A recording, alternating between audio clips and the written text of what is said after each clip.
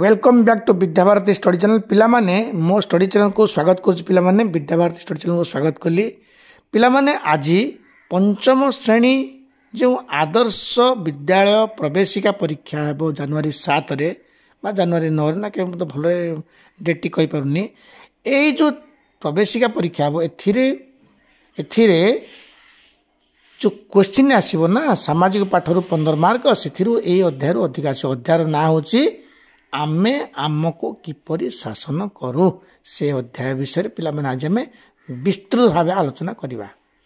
एहा एमिति एक अध्याय एथिरो अंततः 4टी क्वेश्चन मस्ट परीक्षा रे आसीबो ही आसीबो। आपण सब प्रीवियस क्वेश्चंस देखंतु प्रति वर्ष ए अध्याय अंततः 3टी रु कमिबो नै 4टी आसीबो बा 3टी आसीबाटा बाध्य मस्ट 3टी आसीबाटा मस्ट नहेले 4टी भी आसी पारे। देखते पिला माने अध्याय ना होची आमे आमको किपरि शासन करू तो ए अध्याय रे आमे शासन विषय रे पढ़िबा। ठीक अच्छी केमिति आको आमे आरंभ करबा से बही रे कोन देछि कोन नाही मु से कथा कहि परिबि नाही ए पढ़ी पढ़ी मोर मुखस्थ होई अछि किंतु मु गोटे मो निजस्व बुद्धि अनुसार मु आरंभ करूची जे भारत हेउछि एपरि एक देश जहा कि एक संघ सरकार संघीय सरकार एटी अच्छी ए संघीय सरकार अर्थ कौन आज्ञा आम संविधान धारा 1 लिखा जाइछि भारत हेउछि माने India that is Bharat shall be A union of states जो स्टेट्स माने राज्य मानकर यह एक कौन यूनियन तेणु आमे कहले भारत रे गणतंत्र शासन प्रचलित एठारे संसदीय गणतंत्र प्रचलित ये जो आमर भारतर गणतंत्र को संसदीय गणतंत्र बोली आमे कहिबा। ये जो संसदीय गणतंत्र एठारे संसद बोली गोटे अंग अछि माने गोटे कौन अनुष्ठान अछि। संसद माने कौन एटी प्रथम पिला मन आसु गोटे क्वेश्चन संविधान माने कौन ना एक शासन खसड़ा यह एक बही एई बही रे आमर संविधान प्रणेता माने 2 वर्ष 11 मास 18 दिन से लगिला एते कष्ट से माने ए बहीटी को लिखिले। तेणु ए बही रे जहा लिखा जाइछि आईन संबंधी समस्त व्यवस्था करा जाइछि थिरे से आईन कानून को आमे समस्त नियम को मानिबा। यह एक नियम आईन कानून रो बही यह आम देशर सर्वोच्च शासन खसड़ा ताहा होछि संविधान। तेणु देखिले आम प्लान बुझीगले संविधान मान कौन बुझीगले ठीक अच्छी। बर्तमान देख आम जो मान आम बहर जो लिखाई भारत रे संसदीय गणतंत्र प्रचलित। अरे पिले संसदीय गणतंत्र माने कौन हाँ संसद माने कौन बुझीगले पिला बुझीबो। संसद माने कौन संसदर अर्थ होला लोकसभा राज्यसभा और राष्ट्रपति को नहीं संसद गठित होइछि। लोकसभा राज्यसभा और राष्ट्रपति को नहीं संसद गठित होइछि। एमिति गोटे प्रश्न बर्तमान कहि पड़ियो परीक्षा रे राष्ट्रपति किए ना राष्ट्रपति होछंती आम संसदर एक अविच्छेद्य अंग। एठी पुणी गोटे प्रश्न मन पड़ जिवो जे राष्ट्रपति को काहींकी संसदर एक अविच्छेद्य अंग कहा जाए। राष्ट्रपति को संसदर अविच्छेद्य अंग कहा जाए एथिपाई जे लोकसभा और राज्यसभा रे जो आईन अनुमति पाइला माने उभय कक्ष रे बा उभय गृह रे ताहा राष्ट्रपति बिना अनुमोदन रे आईन रे परिणत होई परिबो नाही। राष्ट्रपति अनुमोदन मोटे कौन निश्चित हवा पड़ो माने निश्चित माने मस्ट यह राष्ट्रपति अनुमोदन पाइबा परे ही आईन रे परिणत हब। तामाने राष्ट्रपति को छाड़िले संसद हो पारिबो नाही। संसदर पूर्णांगता जो पूर्णांग संसद माने लोकसभा राज्यसभा राष्ट्रपति ठीक अच्छी। ये गोटे प्रश्न पड़ो पिला बेले पिला देखते पिला मु बुझी पार नथिली पिला मो कथा मो कहूँ पिला माने को सार कथा कहूना कि अन्य पिला कथा मो पिला बेलर कथा मो कहूँ जहाँकि तुम मैंने यही असुविधार सम्मुखीन होउथिबो। घरे बस मोर ऑडियो सुनला पर तुम देखिब मु जो क्वेश्चन टी मो विषय में कहूँ ना तुम्हें सीटा फिल करथबो।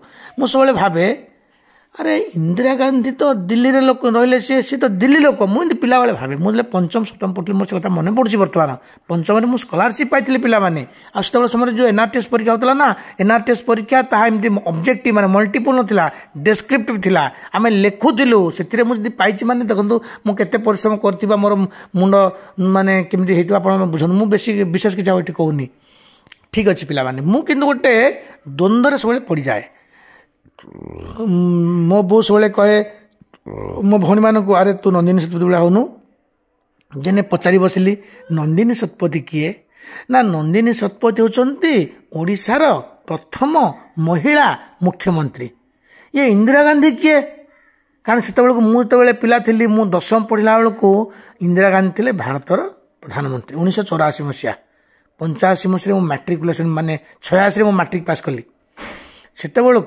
ये 84 मसीहा बेलू जो से हत्या करागला से प्रधानमंत्री थे तो इंदिरा गांधी किए मुझे भावे सब बुझीपार ना ना मु भावे अरे ये किए ये माने ओडिशार तो रही जड़े मुख्यमंत्री ओडिशार रही जड़े मुख्यमंत्री ओडिशा रे जड़े मुख्यमंत्री रहिले ताले ये जो दिल्ली रे लोक मान अछंती सेमाने हमकु कहीं शासन करूछंती अरे ब्रिटिश मान तो पलैछंती आम देश आम देश तो स्वाधीन होइछ बोली आमे डिबेट कंपटीशन आमे कहूँ स्वाधीनता दिवस में ठिया कहूँ ताले ये किए ये दिल्ली रो जो लोक मान धरंतु से राजीव गांधी आसिले तांको पूर्वरु थिले मगर से मोरारजी देसाई थिले तांको पूर्वरु थिले से एमती सब भावे बसिकी पंडित नेहरू सी किए प्रधानमंत्री काम कौन ये किसी मत बुझा पड़ेनी मु +2 जब पढ़ी आज्ञा +2 रे मु पॉलिटिकल साइंस रखिली मोर गोटे ऑप्शनल रखी से आमर पॉलिटिकल साइंस ऑप्शनल 200 मार्क था साइकोलॉजी 200 आमर पॉलिटिकल साइंस 200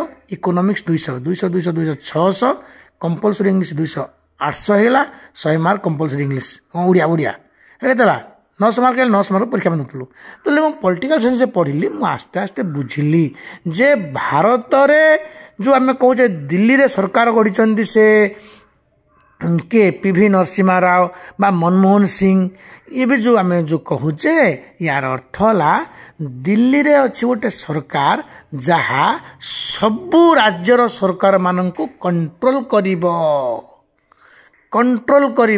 मो बापा दिने बुझेदेले कहले बापा रे तू बेंगला देखिछु बेंगला मान धान जो बेंगला पका जाए देखिछु मुझे हाँ ना केतोटी बलद बंधा है ना कौ जार अधिक बलद थी साई पड़ोस किसी बलद से धारा आनी माकी आणिकी अंतत 10टी बलद को नहीं गोटे बलदर कौन बलद मान बंधा से घुरा घुरा आजीव से जो कौन धान कचड़ा उपरे बिड़ा उपरे मझिरे आज्ञा जो प्रथम जो मझिरे जो बलदटी थी से मझिरे गोटे खुंट पोता थाए से खुंटटा ताको मेरी बलद कह जाए से समस्त कंट्रोल कर आज्ञा सी सेमितिका ठीक सेमितिका जेमितिका घोड़ा काले बेसी जोरे दौड़िकी अमानिया होई कंटा झंटारे पशिज मानव ना तार गोटे लगामटे किए जी आरोही से धरी घोड़ा अमानिया हेले लगाम को से टाणीदेव अमानिया हेले लगाम टाणिले घोड़ा अटकी जो घोड़ा अटकी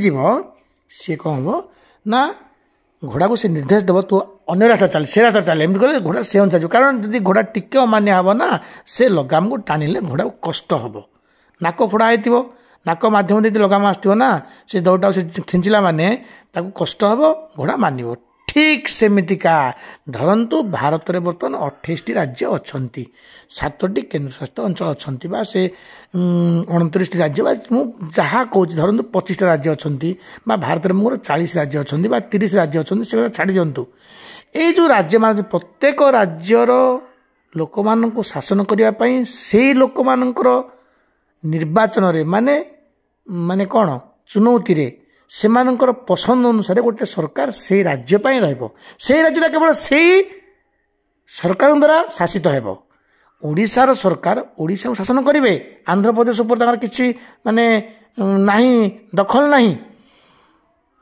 राजस्थान सरकार राजस्थान को शासन करिवे तमाने राजस्थान सरकार केवल राजस्थान लोक द्वारा गठित होइछि ताले जो केंद्र माने कोन आज्ञा ना प्रत्येक राज्यरू बछा होइकिना लोक जीवे 2टी उपाय जीवे मो बापा मत बुझे 2टी उपाय जीवे कौन ना गोटे राज्यर विधानसभार सभ्य माने सेमानंक ମଧ୍ୟରୁ କିଛି ଲୋକଙ୍କୁ ପଠେଇବେ ବାଛିକି। ତାମାନେ ସେମାନେ ପରୋକ୍ଷ ନିର୍ବାଚିତ ହେଲେ, ଆମେ ଭୋଟ ଦେଇକି ପଠେଇଲେ ବିଧାନସଭାକୁ, ସେଇଟା ସେମାନେ ହେଲେ ପ୍ରତ୍ୟକ୍ଷ ନିର୍ବାଚିତ। ସେଇ ପ୍ରତ୍ୟକ୍ଷ ନିର୍ବାଚିତ ବ୍ୟକ୍ତିମାନେ ତାଙ୍କ ଇଚ୍ଛା ଅନୁସାରେ କିଛି ଲୋକଙ୍କୁ ବାଛିକି ପଠେଇଲେ, ସେମାନେ ପରୋକ୍ଷ ନିର୍ବାଚିତ ହେଲେ। ସେମାନେ ଯିବେ କେନ୍ଦ୍ରକୁ, ଯିବେ ମାନେ ଦିଲ୍ଲୀକି ଯିବେ। କେନ୍ଦ୍ର କେନ୍ଦ୍ର କହିଲେ ମୋତେ ଗୋଟେ କେମିତି ଅବାଗିଆ ଲାଗୁଥିଲା, ମୁଁ ବୁଝିପାରୁନଥିଲି। ମୋ ବାପା କହିଲେ ଆରେ ଦିଲ୍ଲୀକି ଯିବେ ସିଏ। ଯେଉଁ ଟଙ୍କା ମଝିରେ ଯେଉଁ ଚିହ୍ନ ଥିଲା ନା, ଯେଉଁ ସଂସଦ ଚିହ୍ନ ଥିଲା ନା, ମୋତେ ଦେଖୁଥିଲେ, କହିଲେ ବାପା ଏଇଠିକି ଯିବେ, ଏଇଠି ଯୋଡ଼େ ଘର ଅଛି। ମୋ ବାପା ବୁଝେଇଲେ, କହିଲେ ଦେଖେ ଏଇ ଯେଉଁ ଟଙ୍କା ମଝିରେ ଯେଉଁ ଚିହ୍ନଟା ନାହିଁ କେମିତିକା, ଯେଉଁ ଗୋଲ ଗୋଟେ ଘର ସ୍ତମ୍ଭ ସ୍ତମ୍ଭ ହେଇକି ଚିହ୍ନ ଅଛି, ଏଇ ଘର ହେଉଛି ନାଁ ହେଉଛି ସଂସଦ। ଏଇଠି ଯୋଡ଼େ ବଖରା ଅଛି ରେ ବାପା। ମୁଁ କହିଲି ହଁ କ'ଣ ହେଲା ନା, ଏଇଟା ହେଉଛି ଏପଟଟା ହେଲା ଲୋକସଭା, ନା ଏପଟଟା ହେଲା ରାଜ୍ୟସଭା। ମୁଁ କହିଲି କ'ଣ ନା, ଲୋକସଭାକୁ ଯେଉଁମାନେ ଆସିବେ ସେମାନେ ଲୋକମାନଙ୍କ ଦ୍ୱାରା ପ୍ରତ୍ୟକ୍ଷ ଭାବେ ନିର୍ବାଚିତ ହୋଇକି ଆସିବେ, ସେମାନେ ପରୋକ୍ଷ ଭାବେ ନୁହେଁ। ତାହେଲେ ଏଠି ଯେଉଁ ଘରଟା ଅଛି କ'ଣ ଏଇଟା ନା ରାଜ୍ୟସଭା। ଏ ରାଜ୍ୟସଭାର ଯେଉଁ ସଭ୍ୟମାନେ ସେମାନେ ରାଜ୍ୟ ବିଧାନସଭାର ସଭ୍ୟମାନଙ୍କ ଦ୍ୱାରା ନିର୍ବାଚିତ ହୋଇକି ଆସିବେ। ତାହେଲେ ସେମାନଙ୍କୁ ଲୋକମାନେ କିଛି ଭୋଟ ଦେଇନାହାନ୍ତି। ସେମାନେ ରାଜ୍ୟସଭାର ଯେଉଁ ସଦସ୍ୟମାନେ ସେମାନେ ଆସିବେ ରାଜ୍ୟ ବିଧାନସଭାର ସଭ୍ୟମାନଙ୍କ ଦ୍ୱାରା ଭୋଟ ପାଇକି ଆସିବେ। ସେମାନେ ପରୋକ୍ଷ ନିର୍ବାଚିତ ହେଲେ ନା, ଏମାନେ ବସିବେ ରାଜ୍ୟସଭାରେ। ମୁଁ କହିଲି ହଁ, ତାପରେ କ'ଣ ହେଲା ନା, ଲୋକସଭାକୁ ନିମ୍ନ ସଦନ, ରାଜ୍ୟସଭାକୁ ଉଚ୍ଚ ସଦନ କୁହାଯାଏ। ଲୋକସଭାର ସଭାପତି କିଏ ହେବେ ନା ବାଚସ୍ପତି, ରାଜ୍ୟସଭାର ମାନେ ସ୍ଥାୟୀ ସଭାପତି ହେବେ କିଏ ନା ଉପରାଷ୍ଟ୍ରପତି। ଉପରାଷ୍ଟ୍ରପତିଙ୍କ ଅନୁପସ୍ଥିତିରେ ଜଣେ ଲୋକ ଜଣେ ସେମିତି ତାଙ୍କ କାର୍ଯ୍ୟ କରିବା ପାଇଁ ଜଣେ ବଛାଇଥିବେ। ଏପଟେ ଲୋକସଭାର ଯେଉଁ ସଭାପତି ବାଚସ୍ପତି ଆଉ ଜଣେ ଉପବାଚସ୍ପତି ବି ରହିବେ। ତା ବାଦେ ଏଇ ଲୋକସଭା ଆଉ ରାଜ୍ୟସଭାଙ୍କ ମଝିରେ ଗୋଟେ ଛୋଟିଆ ଘରଟିଏ ଅଛି, ତାହା ହେଉଛି ରାଷ୍ଟ୍ରପତିଙ୍କ ଅଫିସ୍। ମୁଁ କହିଲି କ'ଣ ଏଇଟା, ମୋତେ ବୁଝାନ୍ତି ଯେ ବାପା ଦେଖେ ରାଷ୍ଟ୍ରପତି ହେଉଛନ୍ତି ସଂସଦର ଏକ ଅବିଚ୍ଛେଦ୍ୟ ଅଙ୍ଗ। ମୁଁ କହିଲି ଅବିଚ୍ଛେଦ୍ୟ ଅଙ୍ଗ ମାନେ କ'ଣ ନା, ତାଙ୍କୁ କାଟିକି ମାନେ ଅଲଗା କରିହେବନି।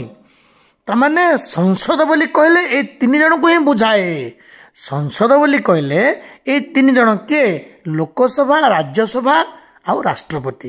ତାମାନେ ଲୋକସଭାରେ ଯଦି କୌଣସି କଥା ଅନୁମୋଦିତ ହେଇଗଲା, ଲୋକସଭା ତାଙ୍କୁ ସ୍ୱୀକୃତି ଦେଇଦେଲା, ରାଜ୍ୟସଭା ସ୍ୱୀକୃତି ଦେଇଦେଲା, କିନ୍ତୁ ରାଷ୍ଟ୍ରପତି ସ୍ୱୀକୃତି ନ ଦେବା ଯାଏଁ ତାହା ଆଇନରେ ପରିଣତ ହୋଇପାରିବ ନାହିଁ।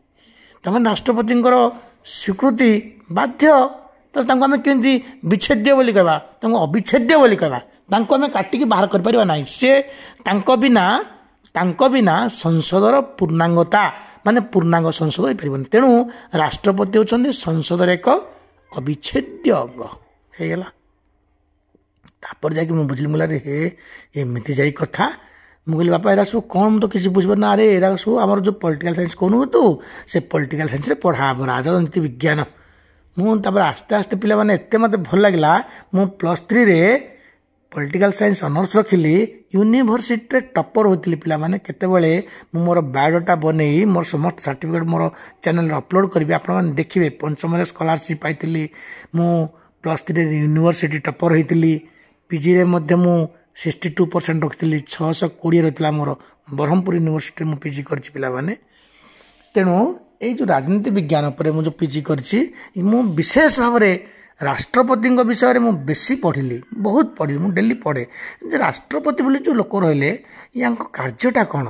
ମୁଁ ପିଲାବେଳୁ ପଢ଼ିଥିଲି, ବାପା ବି ମୋତେ କହିଥିଲେ ଯେ ରାଷ୍ଟ୍ରପତି ହେଉଛନ୍ତି ଆମ ଦେଶର ପ୍ରଥମ ନାଗରିକ।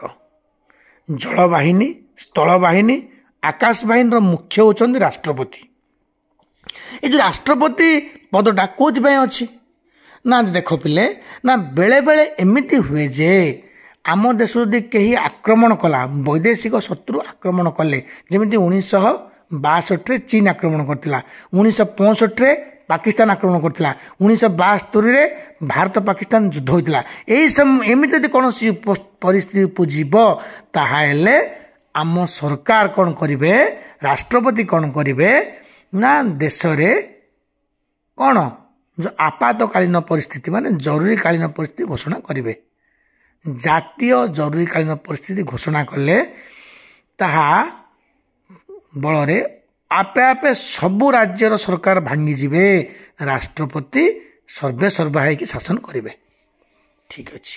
ମୁଁ ପଚାରିଲି ପଞ୍ଚମରେ ମଧ୍ୟ ମୁଁ ବର୍ତ୍ତମାନ ପିଲାମାନଙ୍କୁ ପଢ଼ଉଛି, ମୁଁ ଦେଖୁଛି ସେଗୁଡ଼ା ସବୁ ଲେଖା ହେଇଛି। କାଲି ଗୋଟେ ଏକମାରିଆ କୋଶ୍ଚିନ୍ ପଡ଼ିଯିବ, ପିଲାମାନେ ଆମର ଯେଉଁ ଜଳବାହିନୀ, ସ୍ଥଳବାହିନୀ ଓ ଆକାଶ ବାହିନୀର ମୁଖ୍ୟ କିଏ? ତୁମେ ଲେଖିଦ ପ୍ରଧାନମନ୍ତ୍ରୀ ନା କ'ଣ?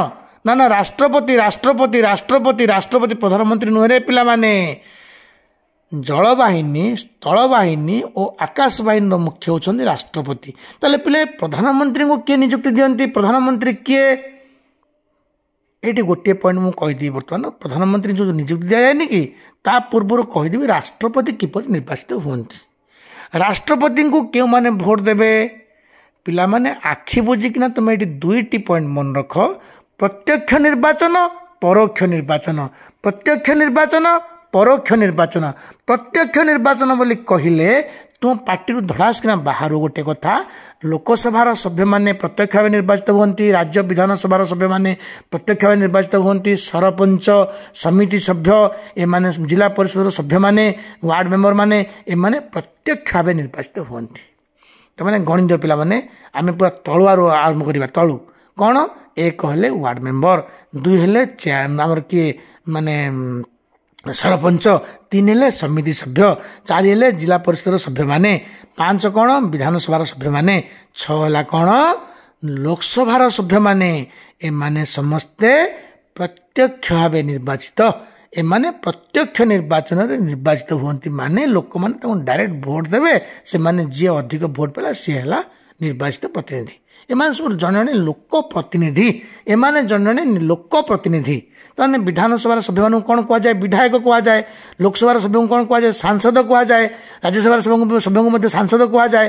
ତ ଆମେ ବୁଝିଗଲେ, କାଲି ମୋର ପ୍ରଶ୍ନ ପଡ଼ିଯିବ ବିଧାୟକ ମାନେ କ'ଣ? ତମେ ଲେଖିବ ଯେ ବିଧାୟକର ଅର୍ଥ ହେଲା ବିଧାନସଭାର ସଭ୍ୟମାନଙ୍କୁ ବିଧାୟକ କୁହାଯାଏ, ଲୋକସଭାର ସଭ୍ୟମାନଙ୍କୁ ସାଂସଦ କୁହାଯାଏ, ସଂସଦରୁ ସାଂସଦ, ବିଧାନସଭାରୁ ବିଧାୟକ। ଏତିକି ବୁଝିଗଲେ ଆମେ। ବର୍ତ୍ତମାନ ଦେଖିବା ପ୍ରଧାନମନ୍ତ୍ରୀ କିଏ? ନାଇଁ ଟିକେ ଭୁଲ କହିଥିଲି ପିଲାମାନେ, ଯେ ରାଷ୍ଟ୍ରପତି କେମିତି ନିର୍ବାଚିତ ହୁଅନ୍ତି? ନା, ରାଷ୍ଟ୍ରପତିଙ୍କୁ ଭୋଟ ଦେବେ କେଉଁମାନେ?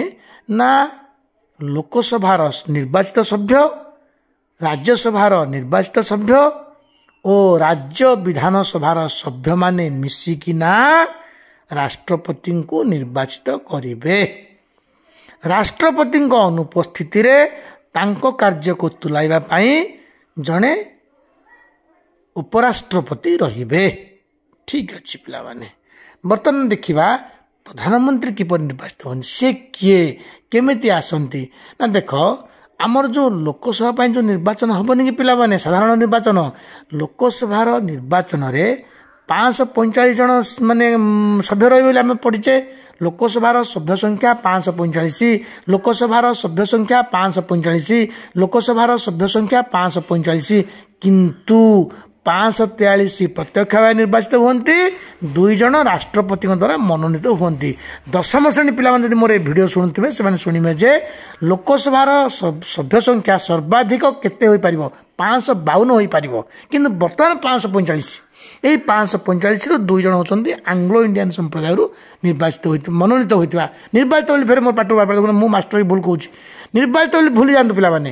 543 ହେଲେ ପ୍ରତ୍ୟକ୍ଷ ଭାବେ ନିର୍ବାଚିତ, 2 ହେଲେ ରାଷ୍ଟ୍ରପତିଙ୍କ ଦ୍ୱାରା ଆଙ୍ଗ୍ଲୋ ଇଣ୍ଡିଆନ୍ ସମ୍ପ୍ରଦାୟରୁ ମନୋନୀତ ହୋଇଥିବା ପ୍ରତିନିଧି ବା ବ୍ୟକ୍ତି। ଆଉ ପ୍ରତିନିଧି କୁଆଡ଼େ ହେଲେ? ସେ ତ ଲୋକଙ୍କର ଦ୍ୱାରା ନିର୍ବାଚିତ ହୁଅନ୍ତି ନା, ଲୋକ ପ୍ରତିନିଧି ନୁହନ୍ତି ନା, ଏମାନେ ମନୋନୀତ ବ୍ୟକ୍ତି।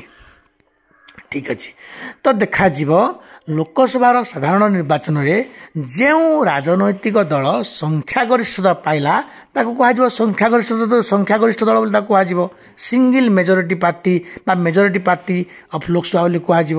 ସେଇ ସଂଖ୍ୟାଗରିଷ୍ଠ ଦଳର ନେତାଙ୍କୁ ରାଷ୍ଟ୍ରପତି ପ୍ରଧାନମନ୍ତ୍ରୀ ଭାବେ ନିଯୁକ୍ତି ଦେବେ।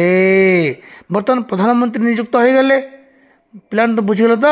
ଲୋକସଭାର ନିର୍ବାଚନରେ, ଲୋକସଭା ପାଇଁ ଯେଉଁ ନିର୍ବାଚନ ହେବ, ସେ ଲୋକସଭାର ନିର୍ବାଚନରେ ଯେଉଁ ରାଜନୈତିକ ଦଳ ସଂଖ୍ୟାଗରିଷ୍ଠତା ପାଇବ, ସେଇ ସଂଖ୍ୟାଗରିଷ୍ଠତା ପାଇଥିବା ଦଳକୁ ସଂଖ୍ୟାଗରିଷ୍ଠ ଦଳ କୁହାଯିବ। ସେଇ ଦଳର ନେତାଙ୍କୁ ରାଷ୍ଟ୍ରପତି କ'ଣ କରିବେ? ନା ପ୍ରଧାନମନ୍ତ୍ରୀ ଭାବେ ନିଯୁକ୍ତ କରିବେ ବା ନିଯୁକ୍ତି ଦେବେ। ବର୍ତ୍ତମାନ ପ୍ରଧାନମନ୍ତ୍ରୀ ନିଯୁକ୍ତି ପାଇଗଲେ, ସିଏ କ'ଣ କରିବେ? ତାଙ୍କେ ଗୋଟେ ମନ୍ତ୍ରିମଣ୍ଡଳ ଗଠନ କରିବେ। शासन सुपरिचालना जो मंत्रिमंडल गठन करेंगे से मंत्रिमंडल जो गठन हम किए को विभाग रे बाछे प्रधानमंत्री से गोटे लिखि पठेबे सुपारिश पत्र पठेबे जे मोर मंत्रिमंडल यही व्यक्ति माने यही पदरे बा यही विभाग रे रहिबे। राष्ट्रपति बर्तमान से व्यक्ति मानू निर्दिष्ट विभाग रे मंत्री पद रे नियुक्ति करेंगे। ताले बुझीगले पिला माने। ताले राज्यसभा सभ्य माने केमती निर्वाचित हुअंती ना ये पुणी गोटे पॉइंट छाड़देली जे लोकसभा कार्यकाल केते वर्ष 5 वर्ष। ये पुणी आ गोटे पॉइंट कहीदेवी जे यहाँ हूँ लोकसभार मान कौन यहाँ हूँ संसदर शक्तिशाली सभा। या निम्न सदन कहुए निम्न सदन कहुए। उच्च सदन हूँ राज्यसभा निम्न सदन हूँ लोकसभा। ये जो निम्न सदन बोली पिला माने कहले निम्न सदन लोकसभा ये निम्न सदन यह शक्तिशाली सभा अटे। आउ यह किंतु एक अस्थायी सभा। राज्यसभा स्थायी सभा लोकसभा अस्थायी सभा लोकसभा एक अस्थायी सभा। ये पुणी प्रश्न उठिबो आज्ञा लोकसभा कहीं एक अस्थायी सभा ना लोकसभा को आम ये अस्थायी सभा कहवा ये जे लोकसभा को अस्थायी सभा बोली कहीं कहवा ना लोकसभा को अस्थायी सभा कहवा ये जे जदि कौनसी कारणरू कौनसी परिस्थिति बा केउ मुहूर्त संख्यागरिष्ठ दल जे सरकार गठन करिथिबो से सरकार गठन करथिबा दलर संख्यागरिष्ठता ह्रास पाए ताहले विरोधी दल संगे संगे राष्ट्रपति माध्यम रे बा माने सुपारिश क्रमे अनास्था प्रस्ताव जारी करिवे। Vote of no confidence motion हेबो। अनास्था प्रस्ताव जदि मनकर जारी हैला गोटे भोट हेबो। से भोट रे जदि से दिन जो दल संख्यागरिष्ठता पाइथिला बोली सरकार गठन करथिला से सरकार गठन करथिबा दल सरकारी दल बर्तमान देखैबा पड़िबो जे से निर्वाचन जे हाँ तांकर संख्यागरिष्ठता बर्तमान अछि। बुझी पाछन ना पिला माने। ताहाले से अनास्था प्रस्ताव कौन गृहीत हैला नाही। अनास्था प्रस्ताव रे से माने जितिले। जदि मनकर कौन कारण संख्यागरिष्ठता देखई पारला नहीं प्रमाणित कर पारला नहीं ताले संगे संगे मंत्रिमंडल भांगी जीव पुणी निर्वाचन हे। ता माने मंत्रिमंडल भांगी जाउची अर्थ 5 वर्ष न पूर्ण भांगी जाउची। आमे पढ़ी लोकसभा कार्यकाल 5 वर्ष किंतु 5 वर्ष पूर्व भांगला ये अनास्था प्रस्ताव कृत होगी ताले एटा स्थायी सभा बोली केमिति कहबा। तेणु लोकसभा एक अस्थायी सभा। ताले स्थायी सभा के ना राज्यसभा। राज्यसभा एक स्थायी सभा। राज्यसभा एक स्थायी सभा। यार कार्यकाल 6 वर्ष प्रति 2 वर्ष थरे यार 1/3 सभ्य अवसर ग्रहण करती। प्रति 2 वर्ष थरे यार 1/3 सभ्य अवसर ग्रहण कर समस्ते 6 वर्ष लेखा ऑफिस माने राज्यसभा रही थे है। प्रति 2 वर्ष थरे यार 1/3 सभ्य अवसर ग्रहण करती। आने परोक्ष भाव निर्वाचित आज्ञा पिला माने एमाने परोक्ष भाव निर्वाचित राज्य विधानसभार सभ्य माने एमानंकु बाछिकिना पठेइथिबे। तेणु परोक्ष निर्वाचित लोकसभा सभ्य माने लोक मान द्वारा भोट पाइक आसिले एमाने प्रत्यक्ष निर्वाचित। राष्ट्रपति परोक्ष कहीं ना राष्ट्रपति उपराष्ट्रपति राष्ट्रपति को बाछे को माने ना लोकसभा राज्यसभा और राज्य विधानसभा सभ्य माने किंतु उपराष्ट्रपति केवल लोकसभा राज्यसभा सभ्य माने बाछे। तेणु एमाने परोक्ष हेले माने तेणु मु तुमको मोरू कहि देछि पिला माने वीडियो रे जे परोक्ष निर्वाचन बोली कहिले आखि बुझी किना राष्ट्रपति उपराष्ट्रपति और विधान परिषद सभ्य मान लिखिदेबा। आमे जदि प्रत्यक्ष निर्वाचन पड़िला वार्ड मेंबर सरपंच समिति सभ्य एवं लोकसभार सभ्य माने और राज्य विधानसभार सभ्य माने राज्य विधानसभार सभ्य माने और लोकसभार सभ्य माने मान सब प्रत्यक्ष भाव निर्वाचित होती लोक द्वारा सीधा भोट पाई ही निर्वाचित हे अन्य द्वारा नुहे। आम ये बर्तमान बुझीगले ठीक है बुझे तो पिला बर्तमान देखा पे आम देखा ये केन्द्र विषय आम पढ़ले मुझे प्रश्न पचारि पिला तुम मानक तुम बोर हुओनी प्रश्न पचारुची जदि विरक्त लगुच बोले टे पज कर दियो पज कर टिके मन को फ्री कर पुणी आसिक पज हटेकी फिर देख बर्तमान आरंभ कली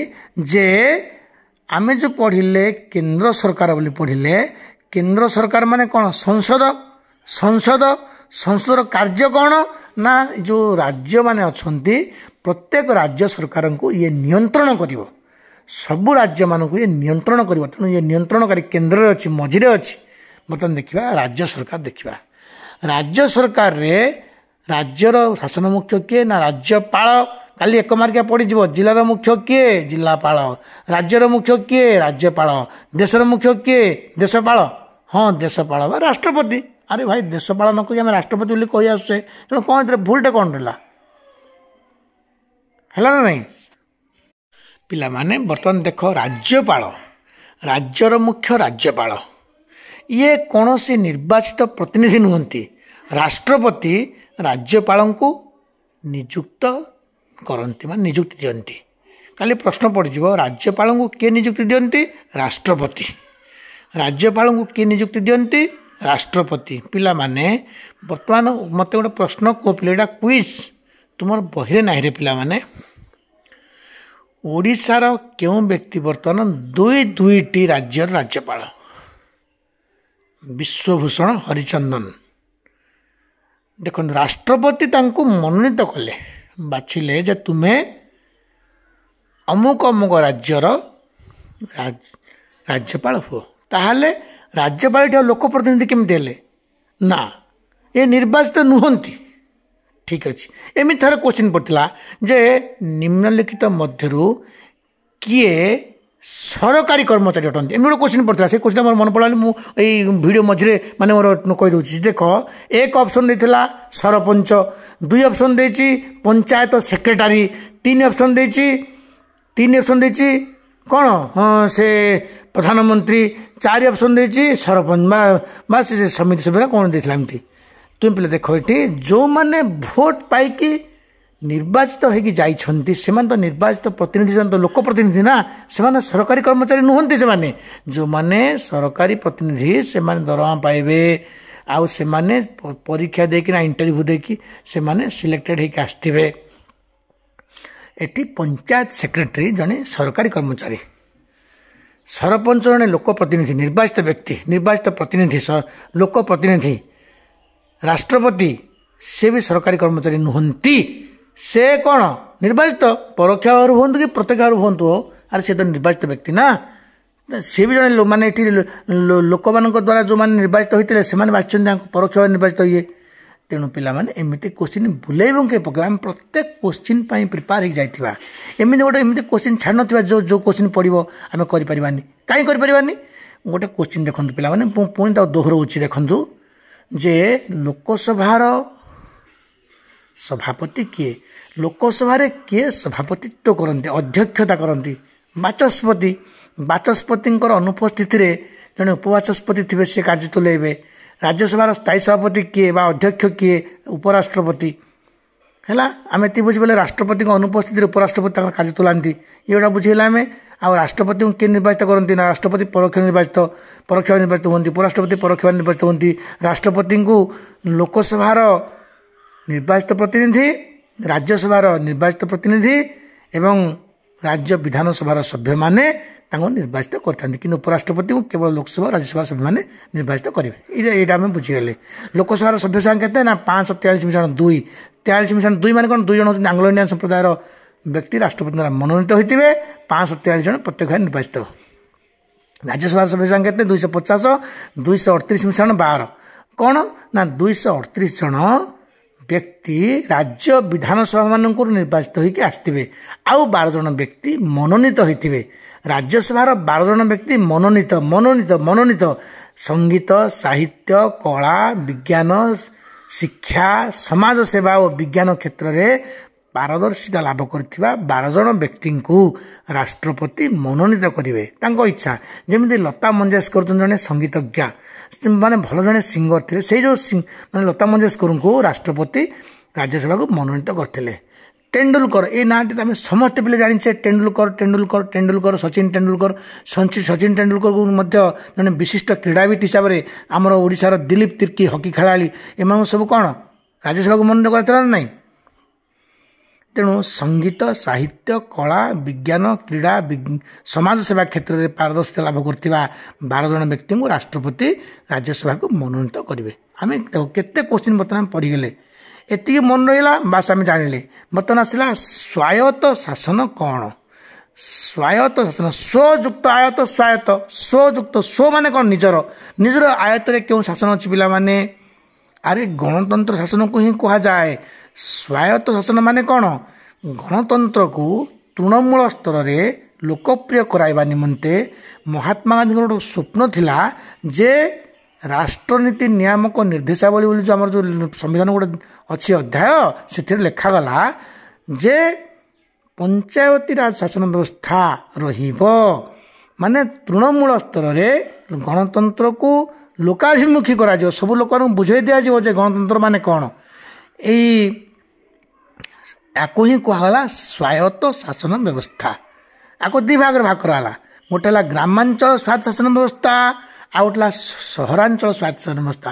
ମୁଁ ତ କହୁଛି ଆଜିକା ଡେଟ୍ରେ ମାନେ ଏଇଭଳି ଦିନରେ କେଉଁ ପିଲା ଜାଣିନଥିବେ ସରପଞ୍ଚ ଶବ୍ଦଟା? ସମସ୍ତେ ପିଲାବେଳେ ତ ଆମେ ଜାଣିଥିଲୁ ସରପଞ୍ଚ ବୋଲି କ'ଣ ଜଣେ ଲୋକ ଅଛନ୍ତି, ଆମେ ଏଇଟା ସମସ୍ତେ ଜାଣିଛେ। ସରପଞ୍ଚ କେମିତି ନିର୍ବାଚିତ ହୁଅନ୍ତି ସେ ଆମେ ଜାଣିନଥିଲେ ବା ଜାଣିନାହେଁ, କିନ୍ତୁ ସରପଞ୍ଚ ନାଁଟି ଆମେ ସମସ୍ତେ ଶୁଣିଛେ। ଆଜିକାଲି ଯେମିତି ମୁଁ ତ ଗୋଟେ ବିଜ୍ଞାନ ଗୋଟେ ଅଧ୍ୟାୟ ପଢ଼ିଛି ଡାଇବେଟିସ୍ ରୋଗର ଏଇ ଯେଉଁ ନାଁଟା ଯାହାକୁ ABCD ଆସୁନଥିବ ସେମାନେ ମଧ୍ୟ ମନେ ରଖିଲେଣି କ'ଣ ନା ଡାଇବେଟିସ୍ ହେଇଛି, ଆମ ବାପାଙ୍କୁ ଡାଇବେଟିସ୍ ହେଇଛି, ଆମ ଜେଜେଙ୍କୁ ଡାଇବେଟିସ୍ ହେଇଛି, ଆମ ବଡ଼ ବାପାଙ୍କୁ ଡାଇବେଟିସ୍ ହେଇଛି, ଆମ ବୋଉକୁ ଡାଇବେଟିସ୍ ହେଇଛି। ଏଇ ୱାର୍ଡ଼ଟା ସମସ୍ତେ ଜାଣିଗଲେ। କରୋନା ବେଳେ ଗୋଟେ ୱାର୍ଡ଼ଟା ସମସ୍ତେ ଜାଣିଗଲେ, ସାନିଟାଇଜର ଗୋଟେ ୱାର୍ଡ଼ଟା ସମସ୍ତେ ଜାଣିଗଲେ। ସେମିତି ପିଲେ ସରପଞ୍ଚ ୱାର୍ଡ଼ଟା ସମସ୍ତେ ଜାଣିଛନ୍ତି। ତାହେଲେ ସରପଞ୍ଚ କେମିତିକା ନିର୍ବାଚିତ ହୁଅନ୍ତି? ନା ସରପଞ୍ଚ ପ୍ରତ୍ୟକ୍ଷ ଭାବେ ନିର୍ବାଚିତ ହୁଅନ୍ତି। ସରପଞ୍ଚ ପ୍ରତ୍ୟକ୍ଷ ନିର୍ବାଚନରେ ନିର୍ବାଚିତ ହୁଅନ୍ତି। ହେଇଗଲା, ସେ ହେଉଛନ୍ତି ଗ୍ରାମ ପଞ୍ଚାୟତର ମୁଖ୍ୟ। କାଲି ପଡ଼ିବ ଜିଲ୍ଲାର ମୁଖ୍ୟ କିଏ? ଜିଲ୍ଲାପାଳ। ରାଜ୍ୟର ମୁଖ୍ୟ କିଏ? ରାଜ୍ୟପାଳ। ସେମିତି ଗ୍ରାମ ପଞ୍ଚାୟତର ମୁଖ୍ୟ କିଏ? କ'ଣ? ଗ୍ରାମପାଳ ନା ସରପଞ୍ଚ। ଗ୍ରାମ ପଞ୍ଚାୟତର ମୁଖ୍ୟ ହେଉଛନ୍ତି ସରପଞ୍ଚ, ସେ ଜଣେ ଲୋକପ୍ରତିନିଧି। ଆମେ ଏତିକି ବୁଝିଗଲା ପରେ ବର୍ତ୍ତମାନ ଯିବା ପିଲେ କେଉଁଠି ଟିକେ ଯିବା। ଦେଖ ପିଲାମାନେ, ଆମର ଏ ଅଧ୍ୟାୟରେ ଆଉ କ'ଣ କ'ଣ ଅଛି? ଏ ଅଧ୍ୟାୟରେ ଆଉ ଟିକେ ଅଛି। ଆମେ ତ ପଢ଼ିଲେ ରାଷ୍ଟ୍ରପତି କିପରି ନିର୍ବାଚିତ ହୁଅନ୍ତି, ଉପରାଷ୍ଟ୍ରପତି, ପ୍ରଧାନମନ୍ତ୍ରୀ ବିଷୟରେ ପଢ଼ିଲେ, ଲୋକସଭା ବିଷୟରେ ପଢ଼ିଲେ, ରାଜ୍ୟସଭା ବିଷୟରେ ପଢ଼ିଲେ, ରାଜ୍ୟ ବିଧାନସଭା ବିଷୟରେ ପଢ଼ିଲେ, ବାଚସ୍ପତି ପଢ଼ିଲେ, ଉପବାଚସ୍ପତି ପଢ଼ିଲେ, ଉପରାଷ୍ଟ୍ରପତି ରାଜ୍ୟସଭାର କ'ଣ ସଭ୍ୟ ମାନେ ଅଧ୍ୟକ୍ଷତା କରନ୍ତି ବୋଲି ପଢ଼ିଲେ। ଇଏ ସବୁ ପଢ଼ିଲା ପରେ ରାଷ୍ଟ୍ରପତି ସବୁ ଜାଣିଲେ ଯେ ସେ ଜଳବାହିନୀ, ସ୍ଥଳବାହିନୀ, ଆକାଶ ବାହିନୀର ମୁଖ୍ୟ। ଏମିତି ସବୁ କୋଶ୍ଚିନ୍ ଉପରେ ଗୋଟେ କୋଶ୍ଚିନ୍ ତୁମେ ସବୁ ପ୍ରିପେୟାର ହେଇଯାଅ ପିଲାମାନେ। ଆଉ ସାବାଳକ ନାବାଳକ ଟିକେ ମୁଁ କହିଦେଉଛି, ନିର୍ବାଚନ ଦୁଇ ପ୍ରକାର। ନିର୍ବାଚନ ଯେଉଁ ସାବାଳକ ନାବାଳକ କଥା ପଢ଼ିଲେ ନିର୍ବାଚନ କଥା ଟିକେ ବୁଝିବା ଆମେ। ନିର୍ବାଚନ ଦୁଇ ପ୍ରକାର, ଗୋଟେ ହେଲା ପ୍ରତ୍ୟକ୍ଷ ନିର୍ବାଚନ, ଆଉ ଗୋଟେ ହେଲା ପରୋକ୍ଷ ନିର୍ବାଚନ। ପ୍ରତ୍ୟକ୍ଷ ନିର୍ବାଚନ ମାନେ କ'ଣ? 18 ବର୍ଷ କିମ୍ବା 18 ବର୍ଷରୁ ଅଧିକ ହୋଇଥିବା ବ୍ୟକ୍ତିମାନେ ଯେଉଁମାନଙ୍କୁ ଭୋଟ ଦେଇକି ପଠେଇବେ, ମାନେ କେଉଁଠି ବିଧାନସଭାକୁ ପଠେଇବେ କି ସେ ଲୋକସଭା ପଠେଇବେ, ସେ ତ ଅଲଗା କଥା। ଆମେ ବିଧାନସଭା ପଠେଇଲେ ସେମାନେ ହେଲେ ବିଧାୟକ, ଲୋକସଭା ପଠେଇଲେ ସେମାନେ ହେଲେ ସାଂସଦ। ବିଧାନସଭାର ସଭ୍ୟମାନେ କ'ଣ କରିବେ? ବିଧାନସଭାର ସଭ୍ୟମାନେ ରାଜ୍ୟସଭାକୁ ମନୋନୀତ କରି ସଭ୍ୟମାନଙ୍କୁ ପଠେଇବେ। ତେଣୁ ସେମାନେ ହେଲେ ପରୋକ୍ଷ। ବିଧାନସଭାର ସଭ୍ୟମାନଙ୍କୁ ବିଧାୟକ କୁହାଯାଏ, ମାନେ ପ୍ରତ୍ୟକ୍ଷ ନିର୍ବାଚିତ ହେଲେ। ବିଧାନସଭାର କାର୍ଯ୍ୟକାଳ 5 ବର୍ଷ। ଓଡ଼ିଶାର ବିଧାନସଭାର ସଭ୍ୟ ସଂଖ୍ୟା କେତେ? ଏଇଟା ଗୋଟେ ଇମ୍ପୋର୍ଟାଣ୍ଟ କୋଶ୍ଚିନ୍ ପିଲା। ଆଠ ଗୋଟେ ଇମ୍ପୋର୍ଟାଣ୍ଟ କୋଶ୍ଚିନ୍ ହେଲା କ'ଣ ଯେ ଓଡ଼ିଶାର ବିଧାନସଭାର ସଭ୍ୟ ସଂଖ୍ୟା କେତେ ବୋଲି ତ ପଢ଼ିବାର କାହିଁ ମୁଁ ଜାଣିନି। ଏମିତି କିନ୍ତୁ ବହୁତ ଥର କୋଶ୍ଚିନ୍ ପଡ଼ିଛି। ଆରେ ମାଟ୍ରିକ ପରୀକ୍ଷା ଥରେ ପଡ଼ିଥିଲା ପିଲେ ଯେ ଓଡ଼ିଶାରୁ ଲୋକସଭାକୁ କେତେ ଜଣ ବ୍ୟକ୍ତି ନିର୍ବାଚିତ ହୁଅନ୍ତି? 21 ଜଣ। ଓଡ଼ିଶାରୁ 21 ଜଣ ବ୍ୟକ୍ତି ନିର୍ବାଚିତ ହୋଇକି ଲୋକସଭାକୁ ଯାଆନ୍ତି। ତାମାନେ ଓଡ଼ିଶାର ଲୋକସଭା ମାନେ ଆମେ ଦେଖିବା ଲୋକସଭାରେ ଓଡ଼ିଶାର ପ୍ରାର୍ଥୀ ସଂଖ୍ୟା ମାନେ ପ୍ରତିନିଧି ସଂଖ୍ୟା କେତେ ବୋଲି 21। ଓଡ଼ିଶାରୁ 21 ଜଣ ପ୍ରତିନିଧି ସେମାନେ ନିର୍ବାଚିତ ହୋଇକି ଲୋକସଭା ଯାଆନ୍ତି। ଏଇଟା ହେଲା। ରାଜ୍ୟସଭାକୁ ଯାଆନ୍ତି 10 ଜଣ। ଆମେ ବୁଝିଲେ ପିଲେ ଲୋକସଭାର ସଭ୍ୟ ସଂଖ୍ୟା କେତେ? ନା 543 ମିଶ୍ରଣ 2। ରାଜ୍ୟସଭାର ସଭ୍ୟ ସଂଖ୍ୟା କେତେ? 238 ମିଶ୍ରଣ 12, ମାନେ 250। ସେ 545 ହେଲା 250। ଆମ ଓଡ଼ିଶାର ବିଧାନସଭାର ସଭ୍ୟ ସଂଖ୍ୟା କେତେ? 147। ଓଡ଼ିଶାରୁ ଲୋକସଭାକୁ ଯାଆନ୍ତି କେତେ? 21। ଓଡ଼ିଶାରୁ ରାଜ୍ୟସଭାକୁ ଯାଆନ୍ତି କେତେ? 10। ତାମାନେ କେତେଟା କୋଶ୍ଚିନ୍, 5-6ଟା କୋଶ୍ଚିନ୍ ଆମେ ଜାଣିଗଲେ। ପ୍ରତ୍ୟକ୍ଷ ନିର୍ବାଚନ କ'ଣ ଜାଣିଲେ? ପରୋକ୍ଷ ନିର୍ବାଚନ କ'ଣ ଜାଣିଲେ? ସରକାରୀ ନିର୍ବାଚନ, ସରକାରୀ ମାନେ ବ୍ୟକ୍ତି କି ସରକାରୀ କର୍ମଚାରୀ କିଏ, ଏଇଟା ବି ଜାଣିଲେ। ସରକାରୀ ଧରନ୍ତୁ ପଞ୍ଚାୟତ ସେକ୍ରେଟାରୀ ହୁଅନ୍ତୁ କି जो महान ओडिशा रे 5टी महानगर निगम अच्छी गोटे भुवनेश्वर आ गोटे कटक आ गोटे संबलपुर आ गोटे ब्रह्मपुर राउरकेला महानगर निगम मुख्य मान मेयर कह जाए आम चतुर्थ पढ़ीचे पिले मैंने महानगर निगम मुख्य को महानगर निगम मुख्य को मेयर कह जाए बोली आम यहाँ चतुर्थ श्रेणी पढ़ी ता बाद आम गोटे पढ़ी जे प्रत्येक महानगर निगम रे जने सरकारी कर्मचारी कार्यनिर्वाही अधिकारी भाव काम करती कमिशनर कह जाए महानगर निगम कमिशनर कह जाए सेमती जो पंचायत समिति अच्छी पंचायत समिति कार्यनिर्वाही अधिकारी किए बीडीओ गोष्ठी उन्नयन अधिकारी बा मंडल उन्नयन अधिकारी गोष्ठी उन्नयन अधिकारी ब्लॉक डेवलपमेंट ऑफिसर एମାନଙ୍କୁ କୁହାଗଲା କ'ଣ ନା मुख्य chief executive officer CEO chief executive officer of panchayat samiti chief executive officer of municipal corporation ताले पिला माने मन रखिला में महानगर निगम मुख्य कुहागला कौन मेयर कुहागला जड़े अनुपस्थित कार्य तुले डेप्यूटी मेयर जिन आम कहले राष्ट्रपति देशर मुख्य अनुपस्थित उपराष्ट्रपति से मेयर महानगर निगम मुख्य कहला मेयर अनुपस्थित डेप्यूटी मेयर ताले महानगर निगम मुख्य कार्यनिर्वाही अधिकारी किए ना कमिशनर आम ये बुझीगले पे बहुत क्वेश्चन आम आज कभर कले पे आम आज ये रहा पे